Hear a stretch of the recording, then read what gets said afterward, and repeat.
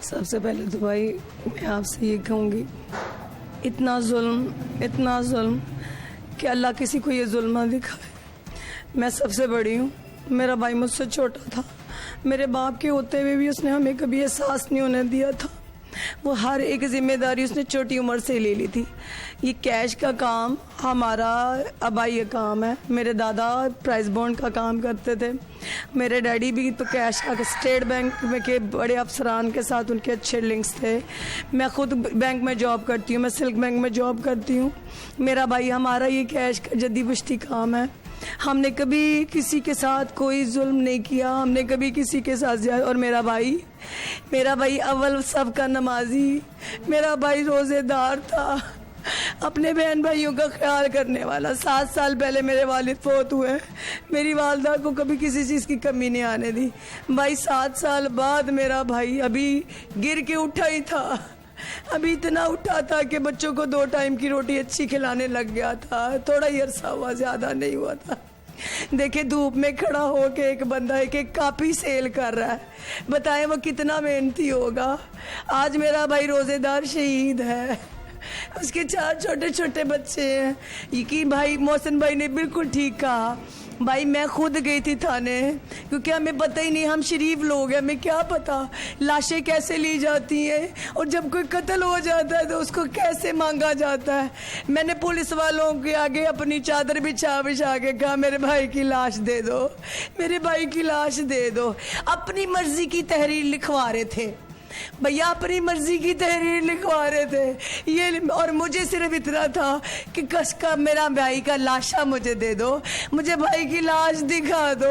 अपनी मर्जी, मोहसिन भाई ठीक कह रहे हैं, अपनी मर्जी की तहरीर लिखवा रहे थे। सर हम शरीफ लोग हैं, हमें क्या पता कि जब कत्ल हो जाता है तो तहरीरें कैसे लिखवाई जाती है।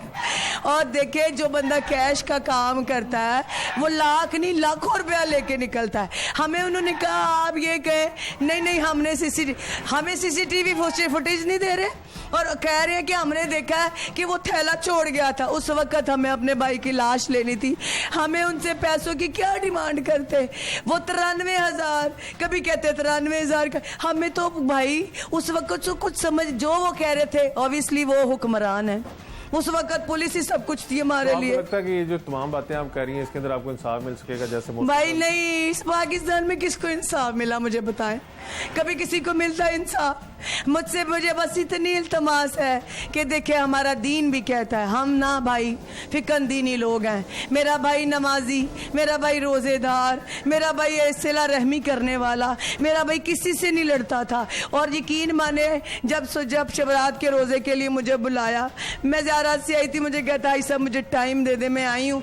तो मैंने अगर कोई बात उससे की, मैं क्या भाई देखो ना दुनिया ऐसे कहता है मत करो आई साहब किसी की बात। देखिए जो मुझे तलकीन कर रहा है, आया वो किसी से लड़ेगा, उसका कोई दुश्मन होगा। इंसाफ के लिए क्या कहेंगे कि मुल्ज़िम? मैं तो हुकूमत से यही कहूंगी, इसके 4 छोटे छोटे बच्चे हैं, आपकी मेहरबानी है, जो उसका हक है, जो एक तो पहले उसके दीन भी कहता है खून का बदला खून, उसके जो मुजरिम है कल को बच्चे ये इसी मुल्क के शहरी है ना, फिर तो कोई बाहर नहीं निकलेगा।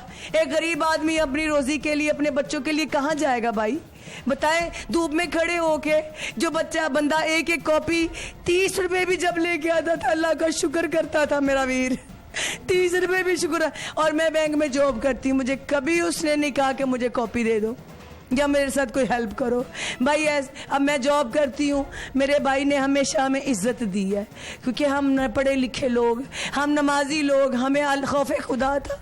इसीलिए तो इसकी हलाल कमाने के लिए वो संडे को भी उसने नहीं छुट्टी की कि आगे रोजे आ जाएंगे, चलो ये दिन है, ये शबरात के दिन है, इस दिनों में लोगों की शादियाँ होती हैं, तो बच्चों के लिए रिज़्क इबादत समझ के करता था भाई। बहुत शुक्रिया।